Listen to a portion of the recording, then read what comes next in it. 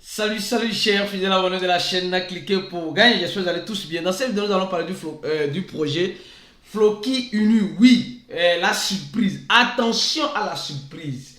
Une analyse importante pour ceux qui sont dans le projet Floki Unu.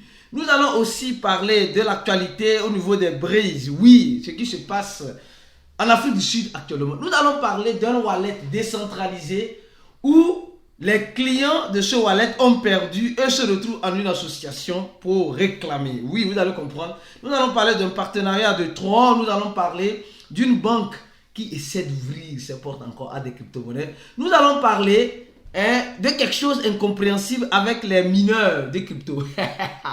Ça va chauffer. Et aussi certains projets qui viennent d'être débloqués, etc. Donc, dans cette vidéo, vous aurez certaines informations importantes qui vous aideront à prendre certaines décisions importantes dans vos investissements. Ce n'est pas un conseil d'investissement. Donc, et déjà, allons-y droit au but. Nous sommes en train de voir le Bitcoin actuellement à 25 800 $. Le Bitcoin tantôt qui va à 26 000, tantôt qui revient à 25 000, qui ne fait que jouer ce jeu de cache-cache. Mes frères et sœurs, comme vous le savez très bien sur cette chaîne, pour les fidèles abonnés, ceux qui ne ratent aucune des vidéos que nous faisons ici, il faut se préparer au pire en espérant le meilleur. Oui, on va commencer avec cette information, celle-ci. Mes frères et sœurs, vous savez, il y a une réunion du Brise, oui, en Afrique du Sud. C'est le président, l'actuel président, ça c'est une photo récente, hein. C'est l'actuel président du Brésil, Lula, et le président Xi Jinping de la Chine, le président de l'Afrique du Sud. Et je crois bien c'est le président de l'Inde, c'est le premier, je ne sais pas trop. Et ici le représentant de Vladimir Poutine. Et le... je ne vais pas faire la politique les gars. Allons-y. Alors, le président du Brésil dit simplement, il sait, vous savez, lui là, il est venu en Afrique du Sud là, pour parler de la dépendance que la plupart de ces pays là dont ils font partie, dépendent du dollar américain. Lui, il est fatigué de la dépendance du dollar américain et veut avoir une indépendance. Et vous êtes en train de voir, face dans cette organisation, dans ce brise, ils ont invité plus d'une trentaine ou quarantaine de pays. Il y a certains pays qui attendent impatiemment leur adhésion aussi pour avoir un droit de veto. Mais ils ont parlé de l'agriculture, ils ont parlé de l'économie et surtout d'une monnaie pour faire concurrence au dollar. Le président brésilien, lui, il est parti, il dit qu'il en a marre du dollar américain. Lui, c'est ce qu'il ne fait que répéter. Même depuis le Brésil, il ne fait que répéter ça. Je ne sais pas si vous aussi, vous en avez marre de cette imposition d'un seul pays qui tient la finance mondiale. Franchement. Parce que si vous voyez les FMI appartiennent aux Américains. Fonds monétaire international. C'est eux qui ont créé ça pour mieux gouverner. Vous voyez donc, aujourd'hui, les pays du BRICS essaient de se détacher de cette dépendance du dollar américain et aussi avoir leur indépendance. Mais rappelez-vous très bien, les personnes qui veulent adhérer au BRICS ne veulent pas toujours être des esclaves comme ils l'ont été comme on l'est actuellement avec le dollar américain. Alors, parlant du Bitcoin maintenant, une information importante. Non, avant de parler de ça, mes frères et sœurs, il y a 3 monnaies qui ont fait le déblocage. Vous savez, quand on parle de déblocage, on parle en quelque sorte de certaines monnaies qui avaient prévu certaines choses face à leurs clients ou le staking. Et il y a 3 monnaies qui ont fait le déblocage. Et vous allez voir, ces monnaies-là sont en train de saigner. Il y a Avas, il y a LDO, il y a YGG. Donc, ces monnaies-là ont fait un déblocage de presque 120 millions, oui, 120 millions de dollars à l'équivalent au moment où ça se débloque. Et d'un total d'1 million de monnaies qui ont été débloquées. Au niveau de la distribution. Donc, mes frères et sœurs, nous savons très bien, quand il y a le déblocage comme ça, nous savons très bien ce qui arrive à ces monnaies-là. Malheureusement, c'est ce qui est en train d'arriver. Donc, que personne ne tient sa tête.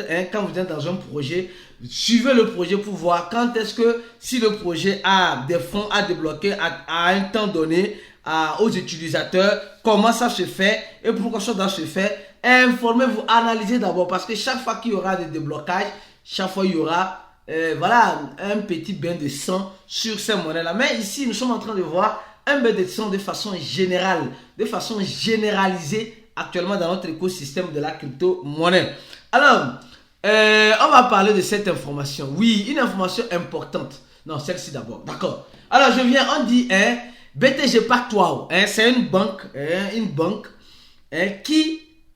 sur le territoire brésilien ici, mais qui est de façon internationale, qui offre des services de custodio, c'est-à-dire des services de garde des crypto-monnaies à ses clients, mais pas n'importe quel client, des clients institutionnels. Ils ont une plateforme qu'ils ont mis en place, MineMT, je sais pas. C'est une plateforme qui permet de regrouper les institutionnels qui veulent investir dans l'écosystème de la crypto-monnaie.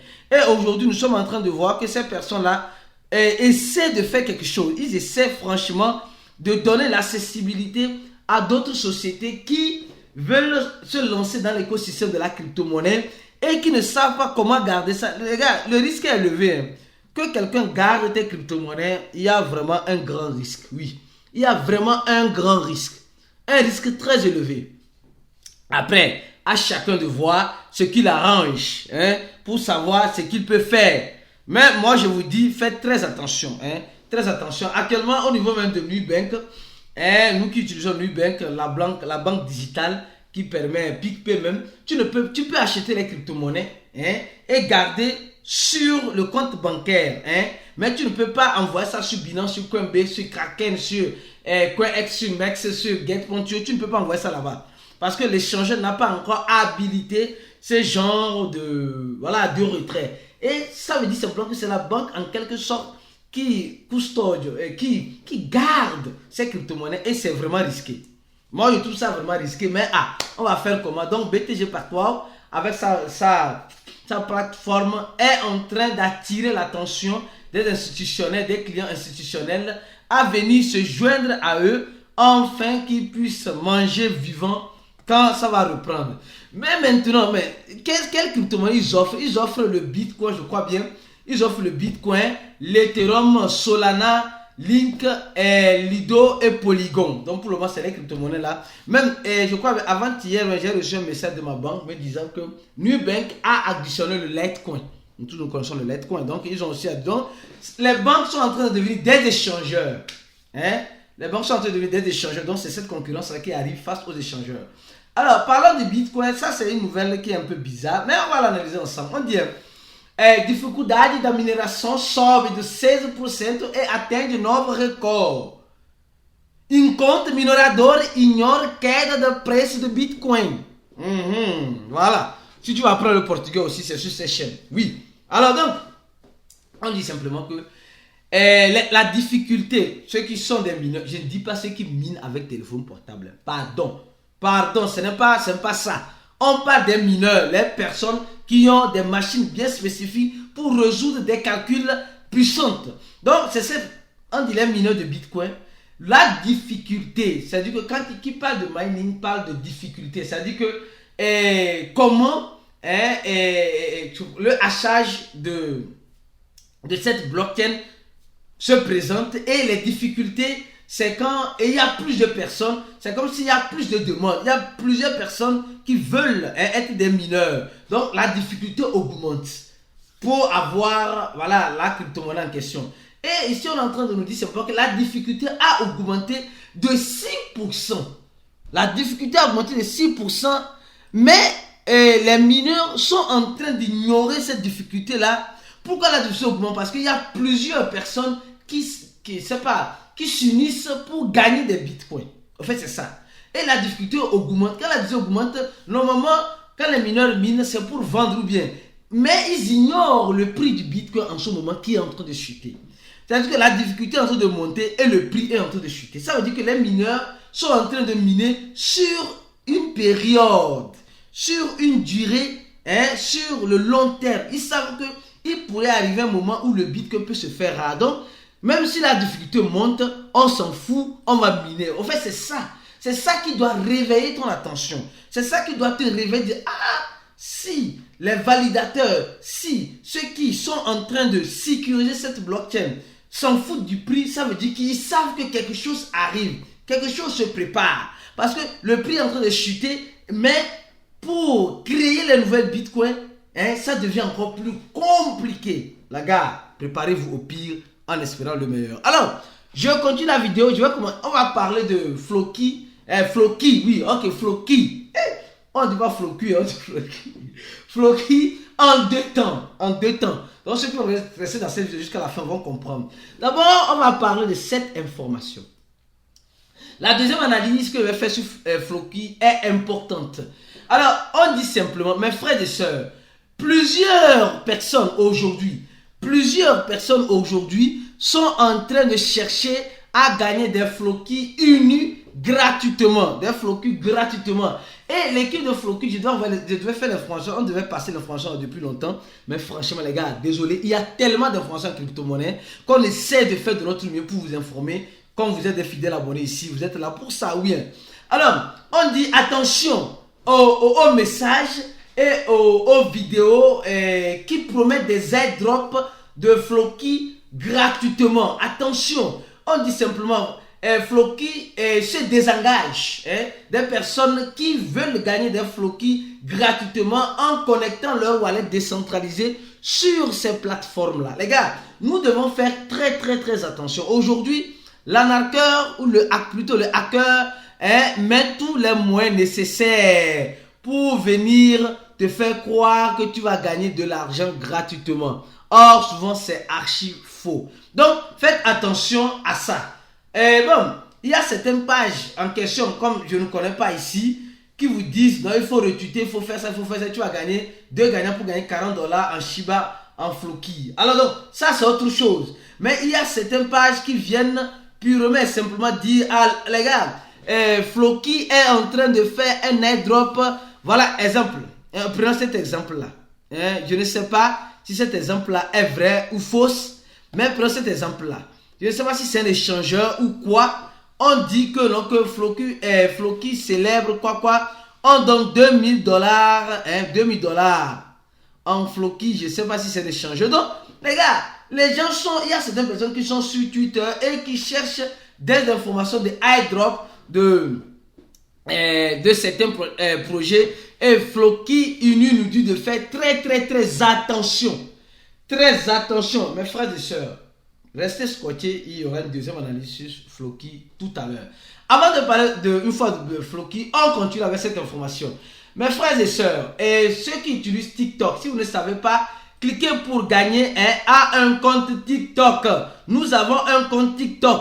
Si vous ne savez pas, il faut le savoir maintenant. Pour voir notre compte TikTok, c'est simple. Vous venez en description de la vidéo, vous allez voir tous nos réseaux sociaux, Telegram, Channel, notre site, notre page Facebook, notre compte TikTok. Alors abonnez-vous à notre compte TikTok. Vous allez voir, on dit simplement que sur TikTok, les crypto-monnaies les plus les hashtags les plus populaires sur TikTok, il y a le Dogecoin, il y a le Bitcoin, il y a Binance. Binance, c'est sa crypto-monnaie, bien sûr. Donc, nous sommes en train de voir que TikTok, malgré tout, TikTok essaie tant bien que mal de ne pas interdire les crypto-monnaies, mais d'avoir une accessibilité. Nous sommes en train de voir ici que les recherches sur cela est en train de grandir, sur ces crypto-monnaies sont en train de grandir, d'accord?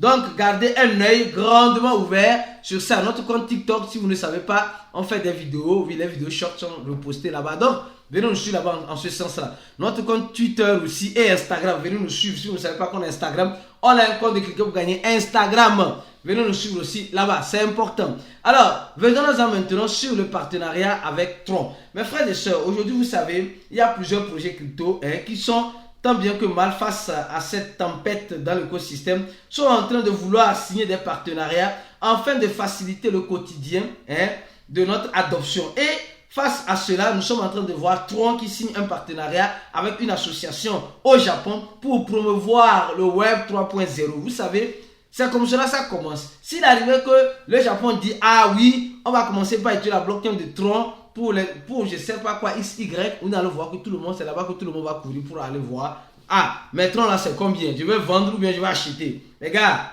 préparez-vous au pire en espérant le meilleur. Ça, c'est une information qui est sortie tout à l'heure. Et on s'est dit, cette information peut donner quelque chose, comme ça ne peut pas donner quelque chose. De toute façon, apprêtez-vous à tout ce qui pourrait arriver dans l'écosystème. C'est tout ce que je vous dirai. Alors maintenant, venons-en sur Atomic Wallet. Mes frères et sœurs, il y a certaines personnes actuellement qui se sont retrouvées en association. On va parler de Floki tout à l'heure, mais prenez votre mal en patience.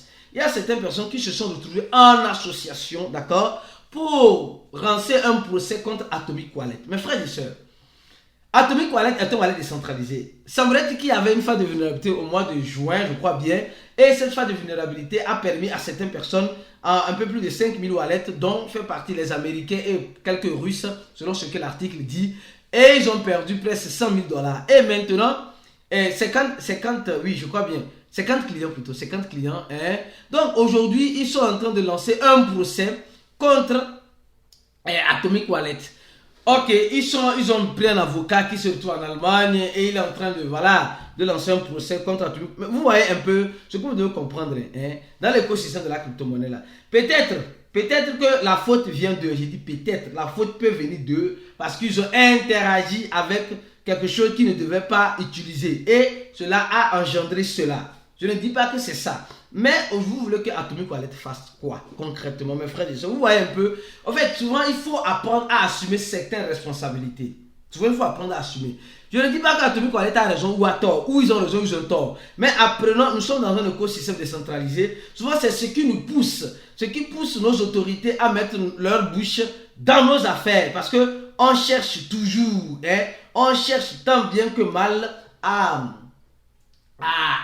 chercher un coupable face à les problèmes que nous sommes en train d'avoir. Ils ont eu plus de 5500 crypto-monnaies qui ont été affectées, d'accord? Ils sont plus de 50 clients qui sont en train de vouloir leurs 100 000 $. Bon, les gars, c'est nous qui appelons souvent l'autorité compétente à venir régulariser notre écosystème parce que on ne s'entend pas, on n'est pas prêt à assumer la responsabilité des risques que nous sommes en train de prendre. Voilà un peu ce qui se passe. Voilà. Alors, on revient encore sur Floki Inu. Alors, on va voir rapidement le prix de Floki Inu. On a parlé d'une première partie. On va aller maintenant sur la deuxième partie de Floki Inu. Alors, mes frères et sœurs, voilà une analyse importante sur Floki en ce moment. L'analyse est quoi? Je sais que c'est la surprise, mais vous devez faire très attention. Oui, c'est pourquoi la vidéo dit faites très attention parce que le pire peut arriver et aussi le meilleur peut arriver à tout moment. Alors, regardons ceci. C'est ça même qui a attiré plus mon attention. Nous savons que le projet Floki a été listé sur Binance. Pourquoi? Parce que Elon Musk a tweeté ce projet-là.